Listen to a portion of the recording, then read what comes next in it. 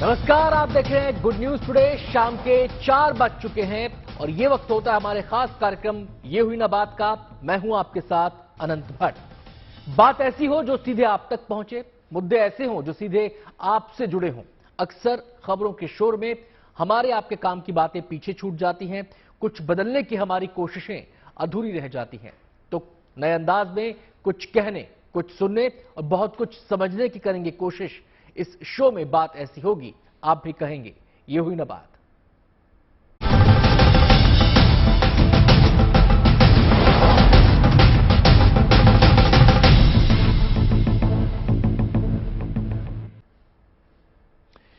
UPSC की परीक्षा का रिजल्ट आ चुका है और परीक्षा पास करने वालों की खुशी का ठिकाना नहीं है। रिजल्ट आने के 24 घंटे बाद भी कईयों को यकीन नहीं कि उनका सपना सच हो चुका है।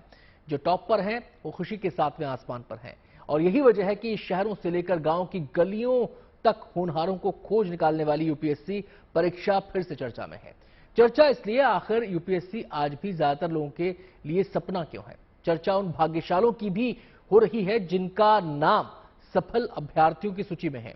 तो आज यूपीएससी परीक्षा में सफलता के फॉर्मूले को डिकोड करेंगे उन्हीं लोगों के साथ जिन्होंने अपना परचम इस बार की परीक्षा में लहराया है। टॉपर्स से बातचीत करेंगे और सक्सेस का सीक्रेट मंत्र उनसे जानेंगे। लेकिन उससे पहले ये रिपोर्ट आपको दिखाते हैं।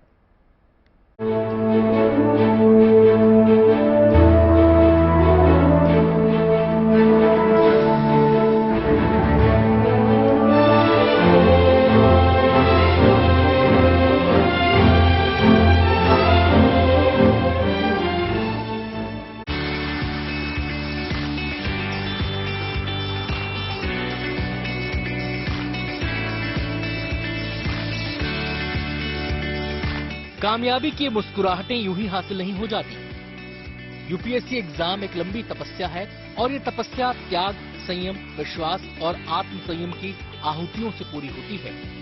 लाखों युवाओं के लिए आज भी यूपीएससी उनका सबसे बड़ा ख्वाब है। इस साल कुछ के ख्वाब पूरे हुए हैं और तमाम सपने टूटे भी हैं, लेकिन जिन्होंने संकल्प से सिद्धि तक का सफर तय किया उनकी खुशियों की बात ही अलग है।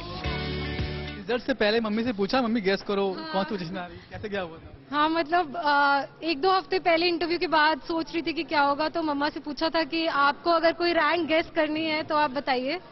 तो मम्मी ने रैंक 1 कहा था और मैं बिल्कुल चौंक गई थी। And I was very happy कि एटलीस्ट उनको मुझ पे इतना भरोसा तो है। वही मेरे लिए इतनी बड़ी बात थी।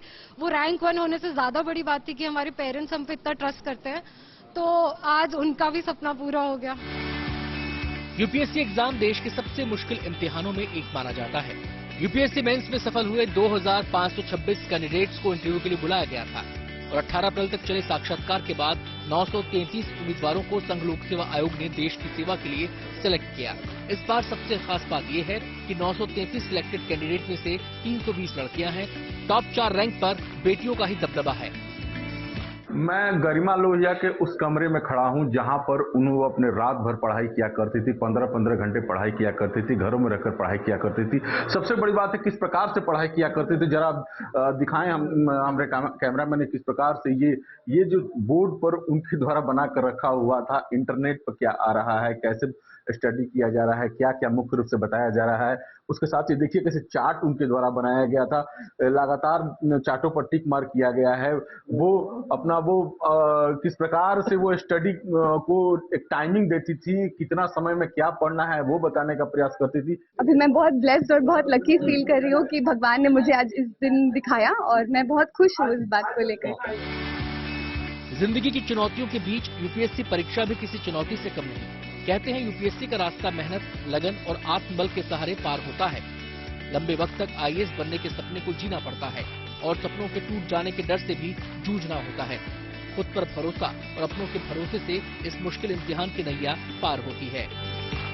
Have faith in yourself, understand the exam, focus on previous year's questions and syllabus, have your own strategy, own up the process, own up the mistakes, own up your setbacks or failures, own up everything and make it your own. So that way, even if you do not clear the exam, you will be a better person and a person who can face the world as it is. UPSC में किसी की भी सफलता सिर्फ एक कहानी भर नहीं है, इस सक्सेस के पीछे ऐसी तमाम कहानियां हैं जो दिखाती हैं कि हौसला हो तो कुछ भी मुमकिन है। अब मैनपुरी के सूरज तिवारी को ही देख लीजिए। सूरज ने यूपीएससी की परीक्षा में 917वीं रैंक हासिल की है। यह हासिल तब है जब सूरज के दोनों पैर और एक हाथ नहीं है, लेकिन लगन देखिए, आज सूरज 933 कैंडिडेट के बीच चमक रहे हैं। देश में आज 933 परिवार ऐसे हैं जिन्हें अपने बच्चों पर नाज है। उनके घर का बेटा या बेटी बड़े अफसर बनने जा रहे हैं। जाहिर है ये वो सपना है जिसे देखना और पूरा करना कतई आसान नहीं है। आज अगर ये परिवार खुशियों के साथ में आसमान पर हैं, तो उसके पीछे केवल बच्चों की मेहनत ही नहीं बल्कि परिवार का साथ भी है, क्योंकि सफलता की कहानियां अकेले नहीं लिखी जाती। अपनों के सपनों के थोड़े थोड़े हिस्से भी इन कहानियों में मौजूद होते हैं। नोएडा से मनीष चौरसिया के साथ bureau report, good news today. तो हर साल यूपीएससी का रिजल्ट जब आता है तो बहुत सारे चेहरे खिलखिला रहे होते हैं। कुछ चेहरों में उम्मीद की चमक होती है, कुछ चेहरे अपने इरादे को और मजबूत करते हैं कि इस बार ना सही अगली बार सही। तो आखिर सक्सेस मिलती कैसे है, वो कौन सा रास्ता है जिस पर चलकर हम इस मंजिल को हासिल कर सकते हैं, इन्हीं तमाम पहलुओं पर बातचीत होगी। और हमारे साथ खुद टॉपर्स जो हैं यूपीएससी के मौजूद हैं। लघिमा तिवारी हमारे साथ मौजूद है, जिनका 19वां रैंक यूपीएससी में आया है। लघिमा, बहुत बहुत स्वागत है आपका। इसके अलावा हमारे साथ अनुष्का शर्मा जुड़ रही हैं, यूपीएससी में 20वां रैंक इनका आया है। रुख करूंगा मैं लघिमा का। लघिमा, पिता टीचर और आपके तो नाम में ही सिद्धि है। हनुमान जी की चौथी सिद्धि आप ही हैं, अष्ट सिद्धियों में से एक है, तो आपके लिए तो वैसे भी कुछ मुश्किल नहीं। जैसा नाम उसके अनुरूप आपने काम भी करके दिखाया। लेकिन सवाल यह है कि खुद को इसके लिए तैयार कैसे किया। हमें पता चला कि आपका पहला अटेम्प्ट था, हमें पता चला कि आपने कोई कोचिंग नहीं ली, तो आखिर इतना लंबा रास्ता, इतना बड़ा एफर्ट, कभी कहीं मनोबल टूटा या फिर केवल एक मन में विश्वास था कि आगे बढ़ना है और हासिल करना है? सर, जैसा आपने कहा, मेरा पहला अटेम्प्ट था और मैंने ग्रेजुएशन के बाद 2021 में आई ग्रेजुएटेड। उसके बाद मैंने 1 साल पूरा अपनी प्रिपरेशन को दिया और मैंने प्रिपरेशन की स्टार्टिंग में ही अपनी स्ट्रैटेजी को बहुत क्लियरली बना लिया था, एक क्लैरिटी ऑफ माइंड रखा था एंड पूरे through out the year I followed that strategy. थोड़ी फ्लेक्सिबिलिटी रखी and I focused on doing what it was advised. जो बार बार टॉपर्स कहते हैं, जैसे रिवीजन करना, लिमिटेड रिसोर्सेज रखना, तो मैंने वही किया। गलतियों से अपने सीखा, कोशिश किया कि मिनिमाइज कर सकूं गलतियों को एंड आज उसका परिणाम मिला है। जी, यूपीएससी के बारे में लघिमा ये कहा जाता है कि इतना पढ़ना पड़ता है, इतना पढ़ना पड़ता है कि पता ही नहीं कितना पढ़ना पड़ता है, सीमा नहीं है इसकी।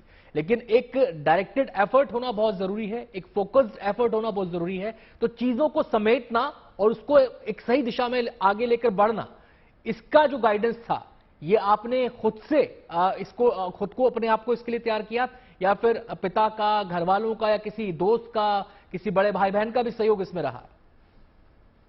सर, खुद से ही सबसे ज्यादा तो यूट्यूब की मदद से और टॉपर्स को सुना।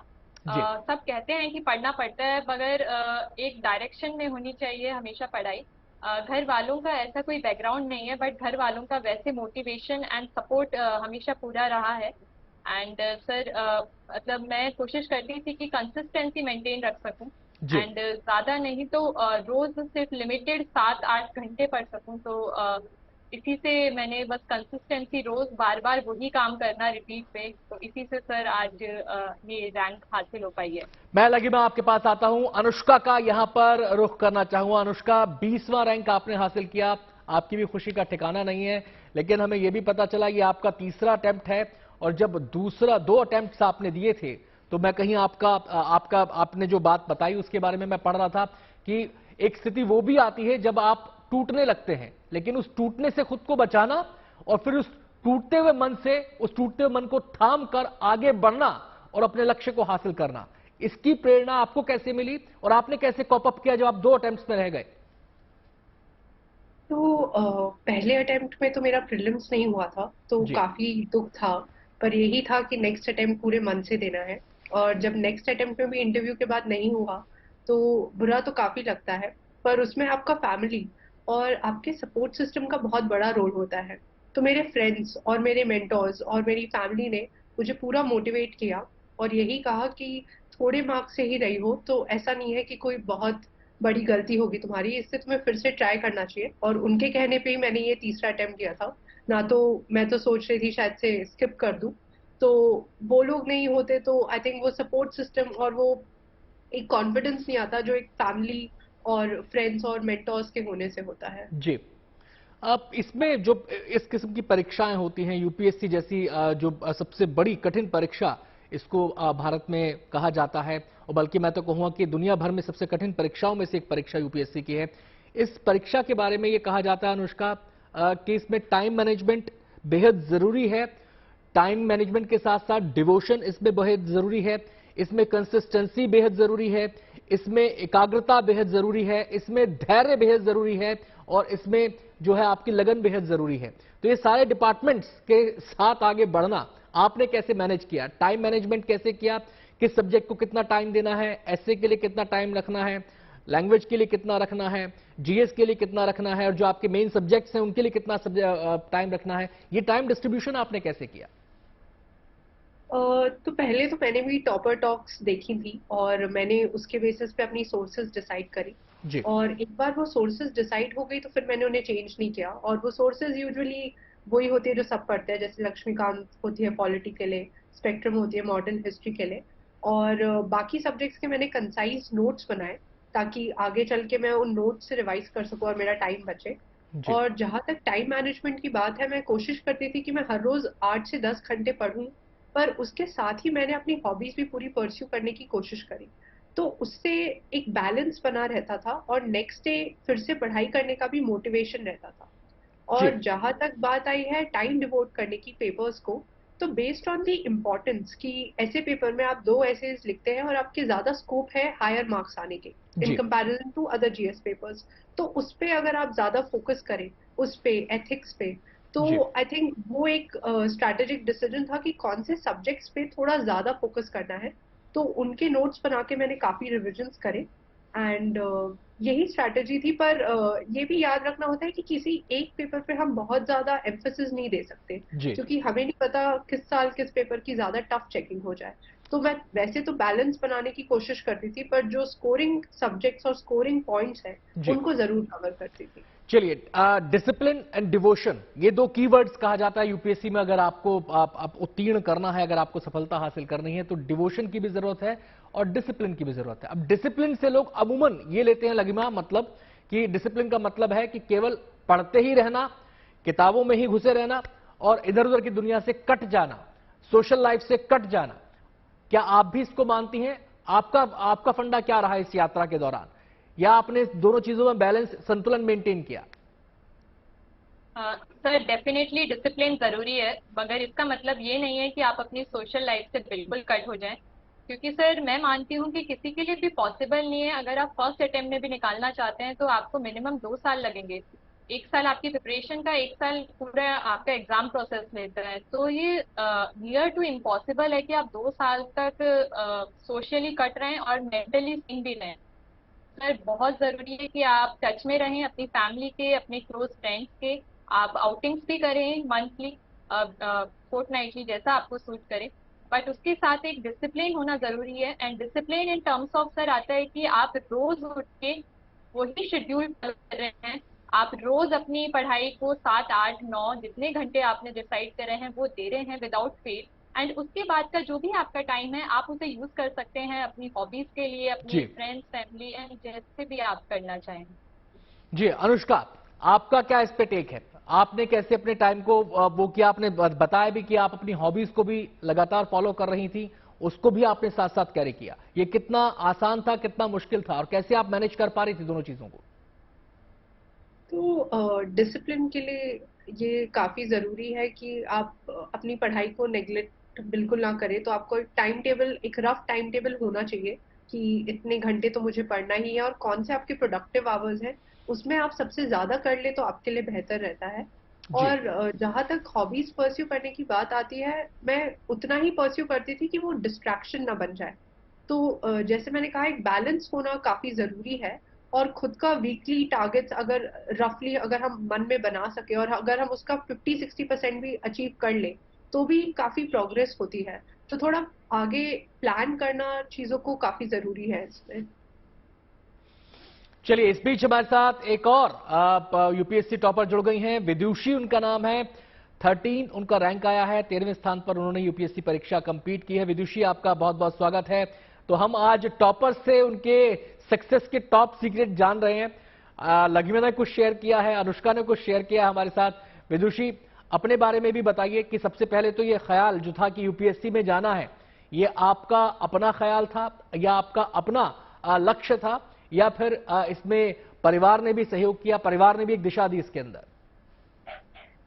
जी बिल्कुल।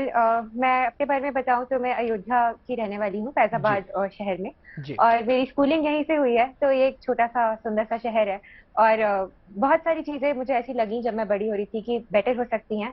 तो एक रुझान डेवलपमेंट की तरफ हमेशा से था। फिर उसके बाद डेफिनेटली मेरी फैमिली ने मुझे बहुत सपोर्ट किया। उन्होंने बोला कि अगर मैं कॉलेज के तुरंत बाद ये एग्जाम देना चाहती हूँ तो they were ready to support me in every possible way. And I think उनके सपोर्ट के बिना emotionally, and not just my family, my friends also, सबने बहुत ज्यादा सपोर्ट किया मुझे। एंड थैंकफुली ये मेरे लिए साइकिल पूरी हुई एंड उन्हीं के वेल विशेस और उन्हीं की पॉजिटिव एनर्जी की वजह से हो पाया है। तो ये आपका पहला अटेम्प्ट था विदुषी, या फिर इससे पहले भी आपने कोई अटेम्प्ट दिया? मुझे लगता है शायद दूसरा अटेम्प्ट है आपका ये।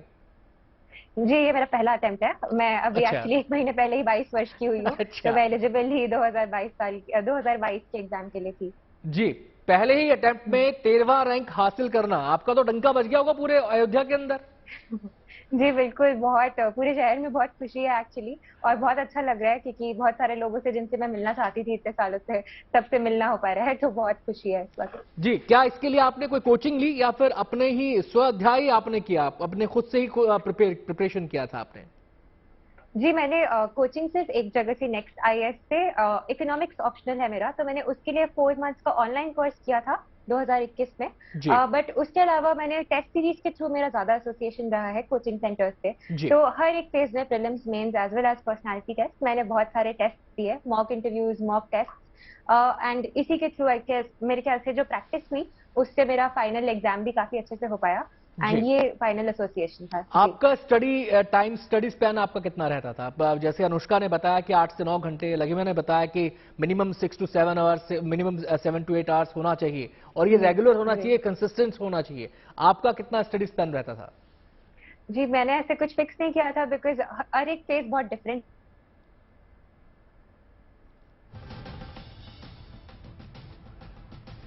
चलिए, विदुषी से हमारा संपर्क अभी लगता है टूट गया है। जैसे संपर्क हमारा स्थापित होगा हम विदुषी से फिर से बातचीत करेंगे।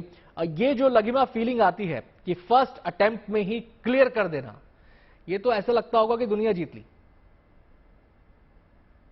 सर, डेफिनेटली फीलिंग बहुत अच्छी आती है जी, मगर थोड़ा टाइम भी लग जाता है सर उस फीलिंग को एब्जॉर्ब होने में।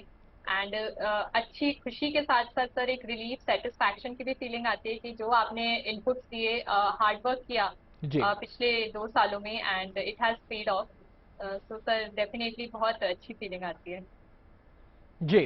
मैं अनुष्का का यहाँ पर रुख करना चाहूंगा। अनुष्का, ये बताइए कि जैसा लघिमा ने बोला कि पहले ही अटेम्प्ट में अगर सब कुछ क्लियर हो जाए तो बहुत जाहिर सी बात है, बहुत खुशी होती है। लेकिन बहुत सारे हमारे जो यूपीएससी में परीक्षार्थी होते हैं वो ऐसे भी होते हैं, किसी का सेकंड अटेम्प्ट है, किसी का थर्ड अटेम्प्ट है, तो मन में एक डर भी आता है। तो ये भी जानना बेहद जरूरी है हमारे तमाम उन लोगों के लिए जो सोच रहे हैं इस परीक्षा में बैठने की या इसकी तैयारी कर रहे हैं, कि उस डर से और उस जो कॉन्फिडेंस उस समय लूज होता है, स्वाभाविक है लूज होना, उससे कैसे कॉप अप किया जाए, वहां से कैसे खुद को बाहर निकाला जाए। क्योंकि आप खुद 2 अटेम्प्ट्स आपके आप क्लियर नहीं कर पाए थे, लेकिन तीसरे अटेम्प्ट में आपने शानदार प्रदर्शन किया, 20वां रैंक हासिल किया।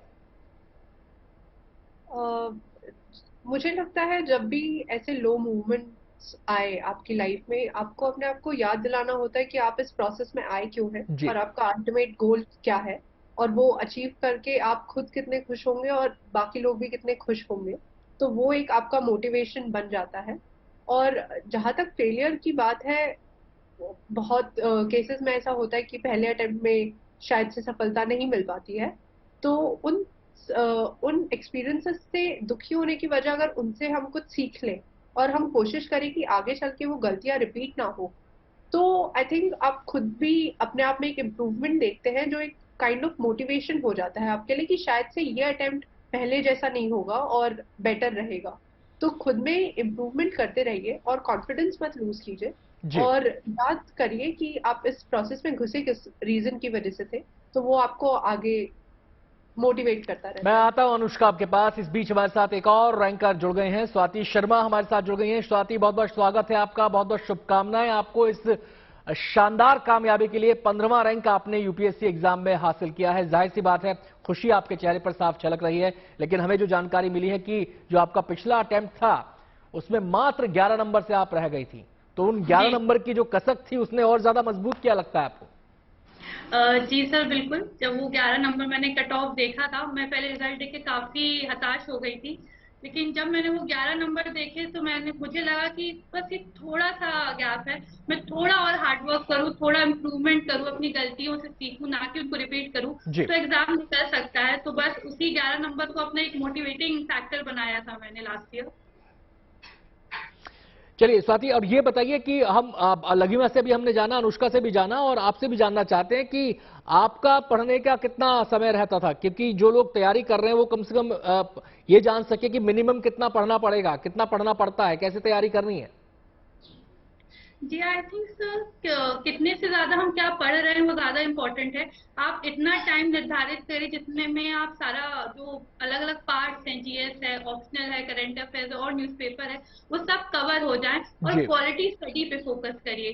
जरूरी नहीं आप 18 आवर्स बैठ के पढ़ें, क्योंकि अगर आप 18 आवर्स पढ़ रहे हैं और जितना भी आपने पढ़ा वो आप रिटेन नहीं कर रहे हैं, तो 18 आवर्स आखिर आपके वेस्ट।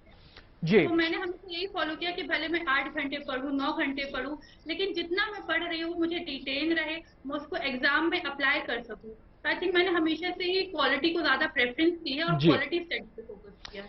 चलिए स्वाति, आपसे हमारी बातचीत जारी रहेगी। बातचीत के सिलसिले को अनुष्का और लघिमा से भी आगे बढ़ाएंगे, और बातचीत के अगले दौर में ये भी जानने की कोशिश करेंगे, क्योंकि पढ़ते तो सब कुछ बहुत सारे लोग हैं, लेकिन उसको रिकॉल कैसे किया जाए, रिटेन कैसे किया जाए, उसके क्या टिप्स हो सकते हैं। और दूसरा जो बड़ा प्रश्न बच्चों के सामने खड़ा होता है, छात्रों के सामने खड़ा होता है, सब्जेक्ट्स कौन कौन से ऑप्ट करें।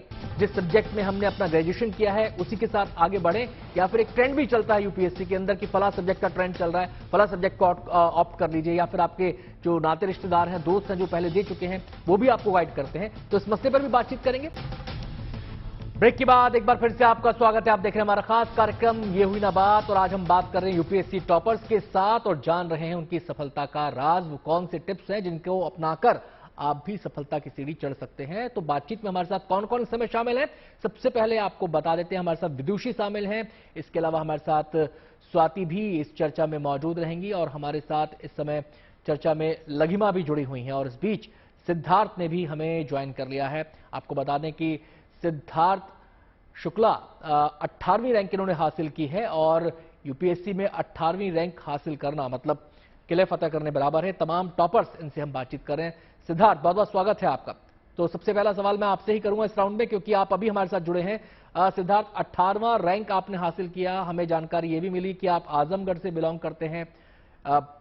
छोटे शहर में रहकर खुद को इस मुकाम तक लेके आना, खुद को इसके लिए तैयार करना, इसके अलावा हमें यह भी पता चला कि आप शायद पैरामिलिट्री फोर्सेस में भी काम कर रहे थे इस यूपीएससी को क्लियर करने से पहले। तो दोनों चीजों को बैलेंस करना, वहां का भी स्केड्यूल काफी टाइट रहता है, उसके बावजूद यूपीएससी को क्लियर करना कैसे मैनेज किया आपने? सर, मेरा सिलेक्शन हुआ था इसमें सीआईएसएफ असिस्टेंट कमांडेंट में जी।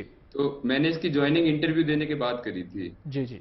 तो उतना इशू नहीं था इसको मैनेज करने का, और यहाँ जो ट्रेनिंग है वो काफी वेल डिजाइंड और फोकस्ड है, तो आप मैनेज कर सकते हैं चीजों को यहाँ पे जी।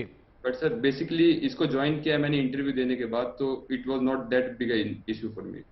जी, तो आपने आजमगढ़ में ही रहकर पढ़ाई करी या फिर आप कोचिंग वगैरह के लिए कहीं बाहर भी निकले वहां से? सर मेरे फादर शिफ्ट हो गए थे Narela sir, north west Delhi में एक जगह है। अच्छा। तो मेरी प्राइमरी के बाद की स्कूलिंग और ग्रेजुएशन भी दिल्ली से ही हुई है। अच्छा, बेसिकली आजमगढ़ से हैं और यहीं से आप दिल्ली में रहकर ही आप पढ़ाई कर रहे थे? Yes sir. चलिए, तो आपने मतलब कब तय किया कि ये यूपीएससी में अटेम्प्ट देना है, यूपीएससी की तरफ प्रयास करना है? वो सर मेरे फादर ने भी 2 अटेम्प्ट दिए थे यूपीएससी के 2002 और 2003 में। ओके। तो it was decided from my childhood कि हाँ ये करियर, ये आपको आईएएस बनना है, तो मतलब family dream type of fulfil करना है। और तो सर ये एक तरह से डिसाइडेड ही था कि आईएएस के लिए ही प्रिपेयर करना है। मतलब ये आपकी डेस्टिनी में पहले से था, ये लिखा जा चुका था, कह सकते हैं सर, कह सकते हैं जी। अब हम सबसे यही जान रहे हैं कि भाई आपकी सफलता का क्या राज था, आपने कैसे तैयारी की। आप भी बताइए कि आपने खुद को कैसे प्रिपेयर किया, कैसे आपने इस दिशा में कदम बढ़ाए।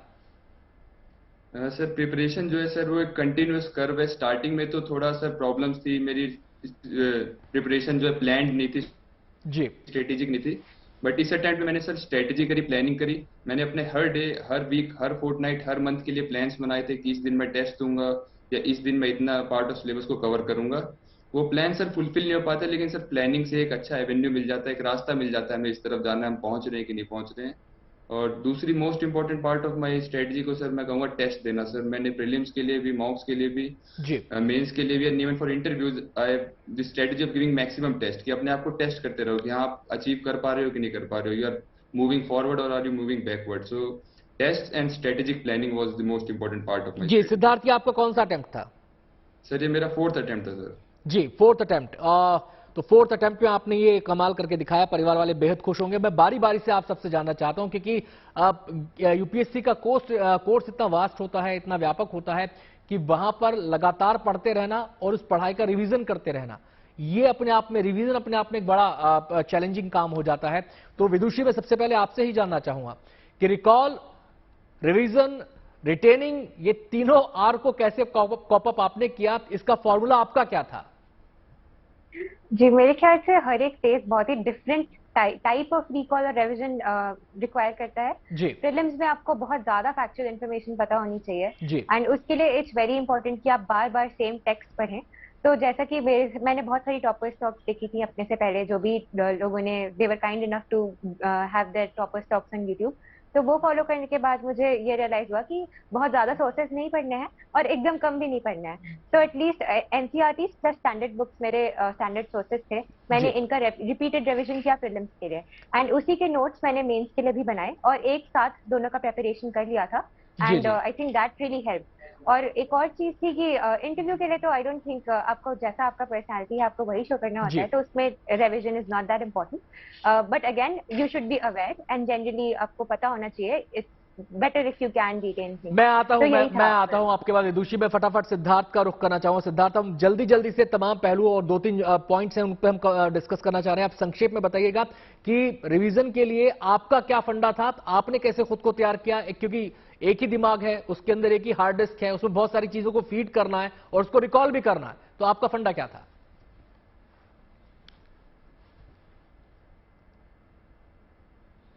सिद्धार्थ, लगता है सिद्धार्थ से हमारा संपर्क टूट गया। हम सीधे रुख करेंगे लघिमा का। लघिमा, आपका फंडा क्या था? सर मुझे लगता है कि रिवीजन का कोई रिप्लेसमेंट नहीं है जी। एंड आप साइकिल्स में रिवीजन करते हैं सर। जैसे आप पहली बार कोई किताब पढ़ रहे हैं तो आपको इतना अच्छा रिटेंशन नहीं होगा, तो आप सेकंड बार पढ़ रहे हैं तो थोड़ा और आपको समझ आएगी, आपकी कॉन्सेप्ट उस चीज से पढ़ेंगे। तो मैंने क्या किया था सर, मैं धीरे धीरे ऐसे साइकिल्स अपनी एडवांस करती थी। जैसे मैं सेकंड टाइम या थर्ड टाइम रिवीजन कर रही हूँ उसी किताब का, तो मैं सिर्फ उन चीजों पे ध्यान देती थी जिनको मैं फ्रिक्वेंटली भूल जाती हूँ, और जो चीजें मुझे याद रहती थी उन्हें मैं स्किप कर देती थी जी। तो सर इससे क्या होता था, मेरा रिवीजन भी क्विकली होता था एंड ईच साइकिल में मैं कोशिश करती थी ऐसे थोड़ा मिनिमाइज कर पाऊँ रिवीजन। ये रिवीजन आप पीरियडिकली करते थे या फिर 1 to all करते थे? मतलब एक बार पढ़ा उसके बाद पूरा फिर से पढ़ा, या बीच बीच में छोटे छोटे चैप्टर्स को रिवाइव करते रहे? सर दोनों तरीके से करती थी। कुछ चैप्टर्स थोड़े ज्यादा इंपॉर्टेंट लगते थे तो अगर टाइम नहीं होता तो सिर्फ उन्हें कर लेती थी, बट कोशिश करती थी कि पूरा एक बार सारा रिवीजन भी हो जाए एग्जाम से पहले। तो सर दोनों मेथड्स एम्प्लॉय किए थे। चल स्वाति, आपको मेरी आवाज मिल रही है?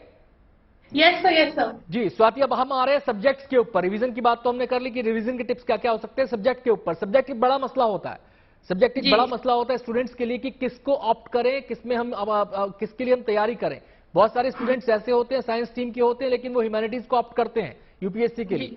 आपका अपना क्या था? ग्रेजुएशन जो सब्जेक्ट है उसको फॉलो करें या फिर जिसमें आप खुद को बेहतर समझते हैं उसको फॉलो करें?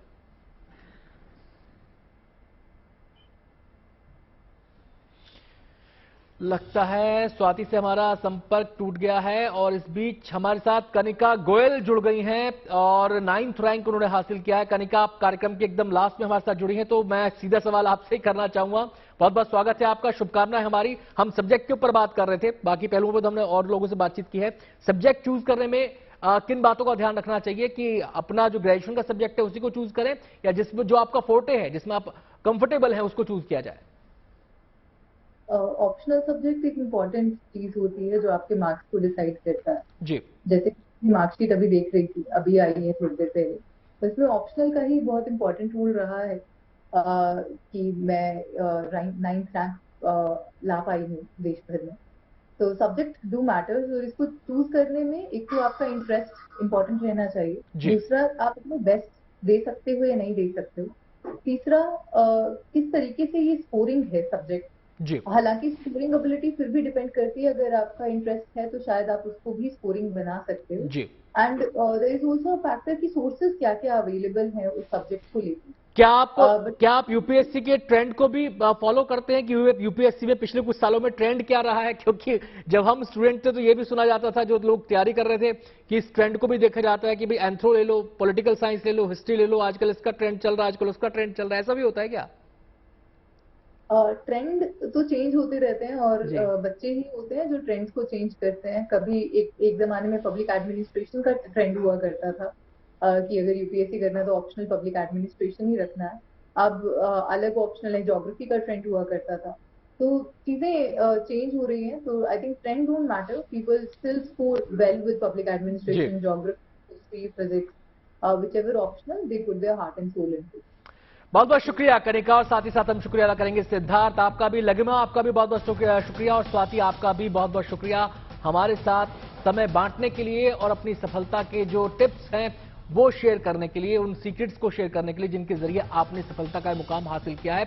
उम्मीद करते हैं कि जो लोग इस कार्यक्रम को देख रहे थे और जो यूपीएससी के एस्पिरेंट्स हैं उन्हें काफी कुछ यहां से मार्गदर्शन मिला होगा।